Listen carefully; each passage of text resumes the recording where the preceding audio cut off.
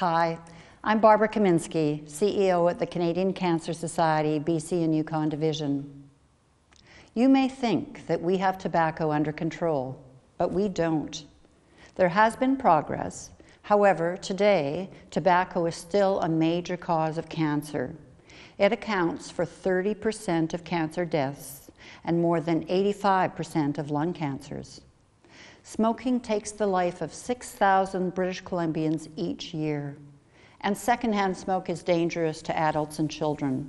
There is no safe level of exposure. We applaud the BC government for taking steps to curb tobacco use and restrict exposure to secondhand smoke. It has raised tobacco taxes, restricted smoking in indoor public places and school grounds, and cars carrying kids. But if we want smoking rates to continue to decline, we have to do more. That is why the Canadian Cancer Society is calling for legislation that will ban the sale of cigarettes in pharmacies, ban smoking on bars and public patios and other outdoor public places, and subsidize nicotine replacement therapies. Why ban cigarettes in pharmacies and stores that contain a pharmacy? Because it is a conflict of interest for pharmacists to sell an addictive drug that makes people sick, and at the same time sell medications that make them better. Selling tobacco in pharmacies gives false credibility to cigarettes and sends a mixed message to youth who are most at risk to begin smoking. It is time to get BC's #1 disease-causing product out of BC pharmacies.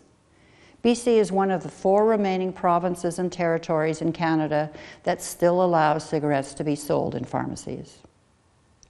BC's tobacco legislation should also ban smoking on the outdoor patios of bars and restaurants. Drifting smoke from outdoor patios exposes workers and the public to dangerous secondhand smoke. At least 6 municipalities in BC, as well as the Capital Regional District, have banned smoking on patios. It's time to pass provincial legislation that would eliminate this patchwork of bylaws and protect all British Columbians from the harmful effects of secondhand smoke. The Canadian Cancer Society is also advocating to the BC government to subsidize the cost of nicotine replacement therapies and cessation products which, when combined with counseling, can be effective in treating addictions to tobacco. Some of the money that the BC government will receive from the recent tobacco tax increase should help fund smoking cessation products for all British Columbians.